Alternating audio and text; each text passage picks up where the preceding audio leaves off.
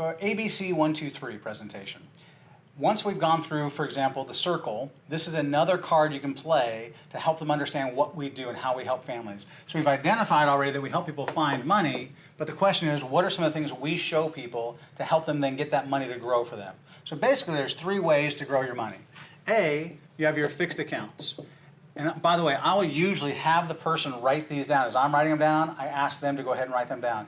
Get in the habit of doing that on your presentations, because as you encourage them to write something down, they're doing what you're asking them to do. So at the end, when you say grab your calendar out or go ahead and grab your driver's license out, they're used to doing what you ask them to do throughout the presentation. So have them write this down with you as fixed accounts. In your fixed accounts, that's where you're going to get the 0 to maybe 2%.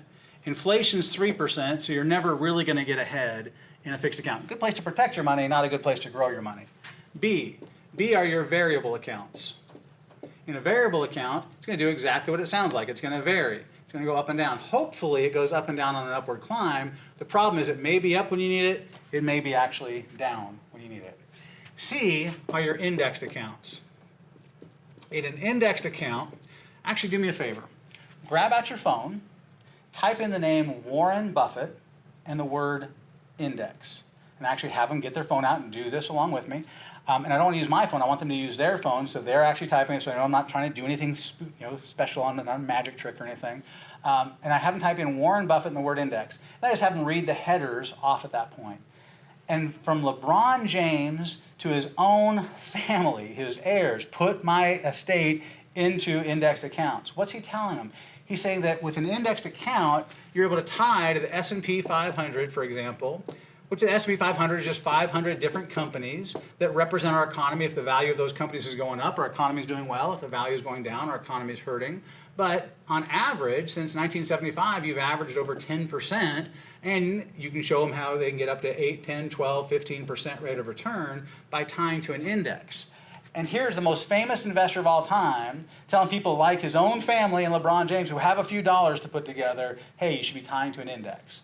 Well, what's that say for middle America? Probably not a bad idea as well. What they don't say in the articles is that when you tie to an index, you not only have the ability to get the high returns, you also have the ability to get guarantees on your accounts. There are indexed accounts you can set up that as your money grows, you're able to lock in the growth every year. So whether you start off with $100 a month, went to $100,000, $500,000, $800,000, and then the market crashed and there's a negative 40% drop, you would lose 0. Your account can only go up, never go down. So Joe and Mary, if you had a choice of A, B, or C, right? We found money and you want to grow the money, where would you rather grow your money? And they say, C. I say, I don't care.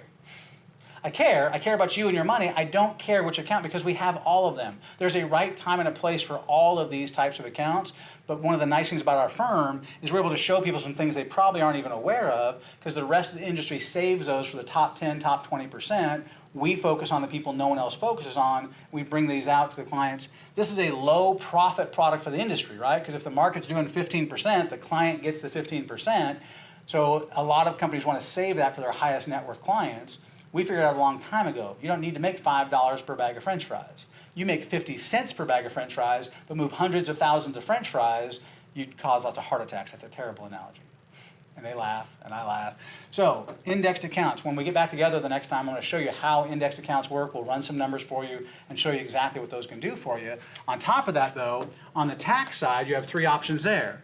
You have tax now, tax later, and tax exempt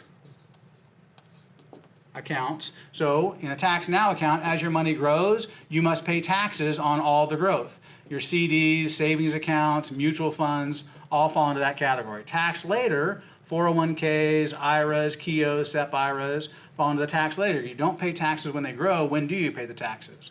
When you take it out. That's when the taxes are due at a much higher harvest amount and at an unknown future tax rate. Tax exempt means it grows tax-free and you get to take it out tax-free. Joe and Mary, if you had a choice, tax now, tax later, or basically tax never, where would you rather have your money growing? And they say tax never. And I say, I don't care. I care, but it doesn't matter because I have all of them. So certainly we're going to try and help someone get set up in accounts that tie to an index, get high returns with guarantees and no taxes. But if they can't qualify for that, then we could do a C2 or a B3. We have other accounts that we can do depending on what they qualify for. So guys, in a few minutes I'm going to take some data, and when I come back on the next appointment, we'll see exactly where we can structure this to help you reach your goals.